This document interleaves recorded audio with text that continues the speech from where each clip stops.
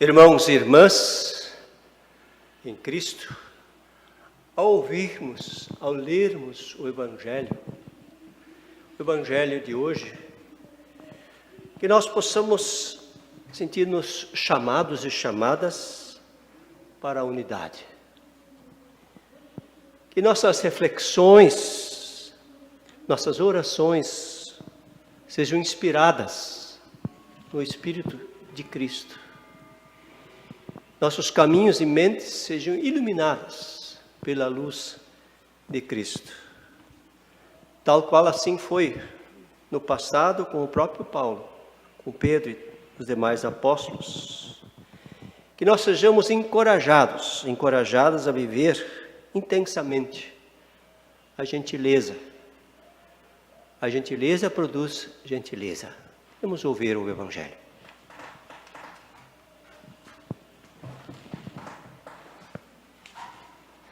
O Senhor esteja convosco. Ele está no meio de nós. Proclamação do Evangelho de Jesus Cristo segundo Marcos. Glória a vós, Senhor. Naquele dia de tardinha, Jesus disse aos discípulos: Vamos para o outro lado do lago. Então eles deixaram o povo ali, subiram no barco em que Jesus estava e foram com ele, e outros barcos o acompanharam. De repente começou a soprar um vento muito forte e as ondas arrebentavam com tanta força em cima do barco que ele já estava ficando cheio de água. Jesus estava dormindo na parte de trás do barco, com a cabeça numa almofada. Então os discípulos o acordaram e disseram: Mestre, nós vamos morrer. O Senhor não se importa com isso? Então ele se levantou, falou duro com o vento e disse ao lago: Silêncio, fique quieto. O vento parou e tudo ficou calmo. Aí ele perguntou: Por que é que vocês são assim tão medrosos? Vocês ainda não têm fé?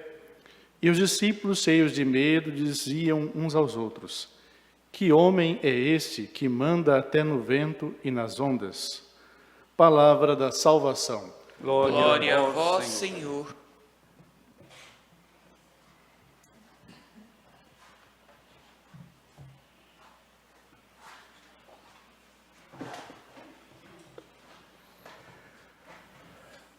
A graça de nosso Senhor Jesus Cristo, o amor de Deus e a comunhão que o Espírito Santo nos concede, nos acompanhe, console e anime.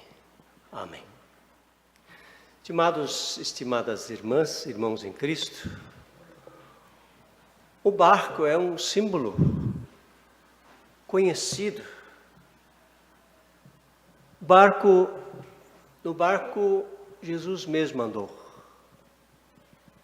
Ele é símbolo da Igreja de Jesus Cristo, também para a vida pessoal, para cada cristão, para cada cristã. Isso explica os diversos motivos, porque Jesus utilizou barcos muitas vezes, nas suas andanças, na sua missão. Uma vez, outra, ele também usou o próprio barco como púlpito.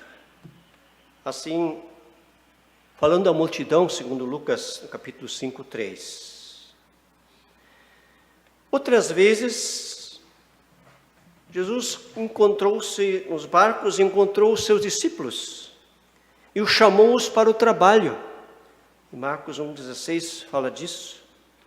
Além disso, o barco é a garantia, a salvação. O barco é também aquele que lembra a salvação no dilúvio. É mais provável, todavia, meus irmãos, minhas irmãs, o barco como símbolo para a igreja, para a vida pessoal, ele também é um meio de transporte, que levava as pessoas, levava mercadorias de um lado para o outro. Nele, as pessoas passaram mares, rios.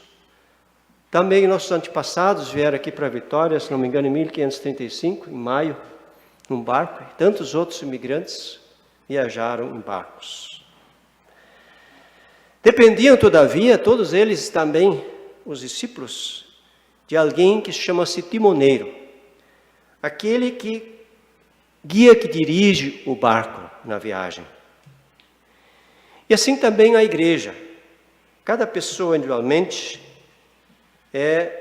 deveria ser também aquela que se sabe dirigida na sua vida pelo timoneiro, tendo Jesus como aquele que guia o barco da vida e nele alcança o seu destino com segurança. A história do Evangelho, estimados e estimadas, que nós ouvimos, ela está num cenário onde uma multidão cansada estava ali e Jesus sugere e convida os discípulos para irem ao outro lado num barco, no lago de Tiberíades. Aquele lago, no entanto, naquele entardecer, foi envolto numa tempestade. E os discípulos que ali estavam ficaram atemorizados, ficaram com medo e Jesus perguntou para eles: por que vocês estão tão medrosos? Vocês não têm fé? Eu penso, queridos e queridas irmãs e irmãos em Cristo, que essa é uma pergunta não meramente de retórica. Ela também não quer uma resposta simples. Jesus queria ensinar uma lição muito valiosa, que serve também para nós. Ou seja, nenhuma tempestade, por mais forte ou pior que ela seja, pode afundar o barco onde Jesus está presente. Mas quando nós, sozinhos, queremos tocar o barco na nossa vida, pode acontecer assim como os discípulos. Desviamos o nosso olhar de Cristo, desviamos nossa vida do rumo, do objetivo que é o próprio reino que Cristo traz. Ele estava no barco. Jesus estava no barco. Ele guia a sua vida, ainda hoje, guia a vida desse santuário, guia a vida da humanidade. É uma pergunta importante.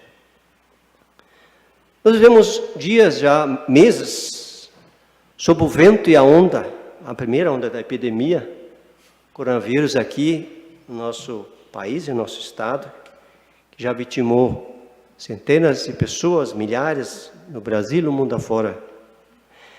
Essa tempestade vem abalando o barco da sua vida, da comunidade, da própria sociedade. Ela nos expõe como são frágeis as condições biológicas, como são frágeis do ponto de vista das condições sociais das nossas relações, tanta pobreza, desemprego, solidão e violências. Ela expõe a nossa fragilidade do ponto de vista das condições climáticas, da situação de secas, de enchentes, de aquecimento. Ela, de uma outra maneira, revela a fragilidade do ponto de vista político, das relações de corrupção. Ela revela quão frágil é a nossa vida também do ponto de vista psicológico. Vivemos um risco de estresse, de medo, depressão, tristeza, luto e lutas. Uma ou mais dessas condições estão à nossa volta. Estão colocando em risco a vida das pessoas e do próprio planeta. Eu creio, todavia, meus irmãos, minhas irmãs, que tal qual como na ocasião, como Paulo, que experimentou o milagre da presença de Deus, quando na viagem de Malta foi socorrido, gentilmente acolhido. Assim nós também somos presenteados pelo milagre da fé, somos chamados a afirmar os conteúdos de Deus, o Deus da vida, de nos unir, caminhar juntos, de colocar sinais da presença generosa e amorosa de Deus no nosso meio. Unidade pela fé e gentileza. Jesus, ele está presente no barco. Ele, todavia, questiona. Ele pergunta: o que está acontecendo com vocês?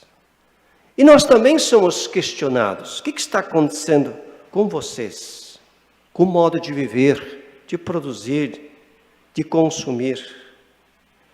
Ele nos chama a abrir as portas, as janelas para os outros e para as outras. Nos encoraja a denunciar e testemunhar que não há espaço para a mentira, para o ódio, para as violências. Nós somos chamados a resistir à destruição e à morte. E isto juntos e juntas. Em meio à tempestade, o Evangelho nos convida a abrir a porta para todas as pessoas. Para as pessoas diversas na sua cultura, para todos os povos. E também assumirmos o nosso compromisso com a criação de Deus. Em Cristo, Ele veio trazer vida abundante para todos e todas.